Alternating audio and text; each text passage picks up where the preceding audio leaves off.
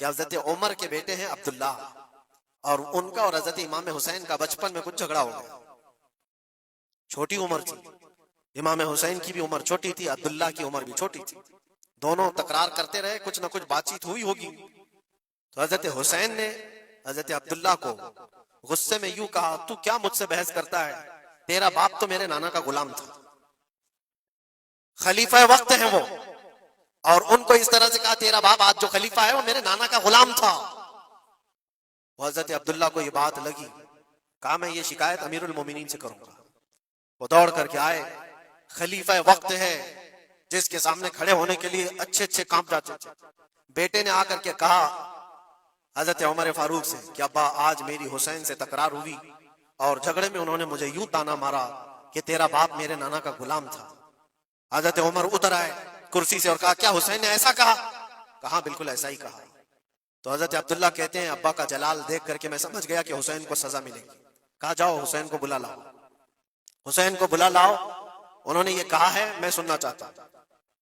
حضرت عبداللہ دوڑے ہوئے گئے، چند اور لوگ بھی ساتھ میں آ گئے کہ حسین کی پیشی ہو گئی ہے خلیفہ وقت کے دربار میں، امیر المومنین عمر ابن خطاب نے طلب کیا ہے۔ حضرت حسین آئے اور وہ شہزادے کے اندر جو روب و دبدبہ ہے، جلال ہے، جمال ہے، وہ بچپنے سے قائم، رسول اللہ صلی اللہ علیہ وسلم کا لعاب پاک جس نے پیا، خلیفہ وقت کے سامنے آ کر کھڑے ہوئے۔ حضرت عمر نے پوچھا حسین میرے بیٹے کو کیا آپ نے ایسا کہا ہے کہ تیرا باپ میرے نانا کا غلام تھا؟ حضرت حسین نے کہا ہاں میں نے کہا ہے۔ ڈر کس بات کا، خوف کس بات کا، جو کہا ہے وہ کہہ رہا ہوں، ہاں میں نے کہا۔ حضرت عمر نے کہا کیسے کہے بتاؤ، کس طرح سے تم نے کہا تھا، بول کے بتاؤ۔ حضرت حسین نے کہا میں نے عبداللہ سے کہا تیرا باپ میرے نانا کا غلام تھا۔ حضرت عمر نے کہا اور ایک بار بولو۔ حضرت حسین نے پھر کہا عبداللہ تیرا باپ میرے نانا کا غلام تھا۔ حضرت عمر نے کہا اور ایک بار بولو۔ 3 بار بولنے کے بعد ان کے دونوں بازو پکڑ کر کے گھٹنے زمین پر ٹیک دیا۔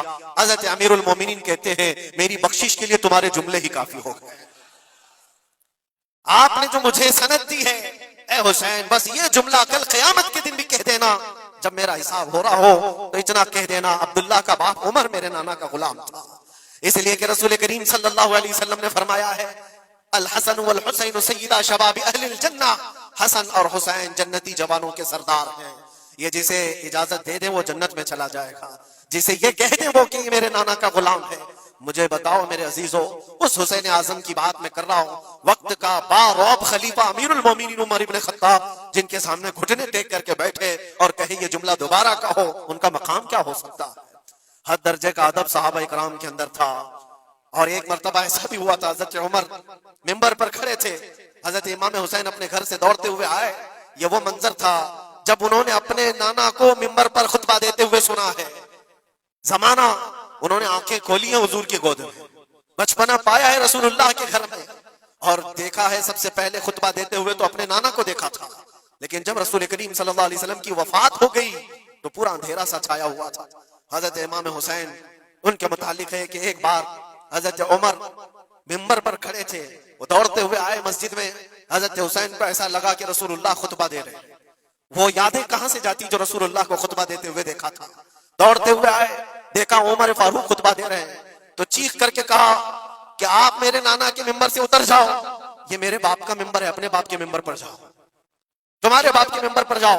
حضرت عمر اتر گئے، یہ نہیں کہ خطبہ قائم رکھا، فوراً اتر آئے اور شہزادے کو پکڑ کر کے رونے لگ گئے۔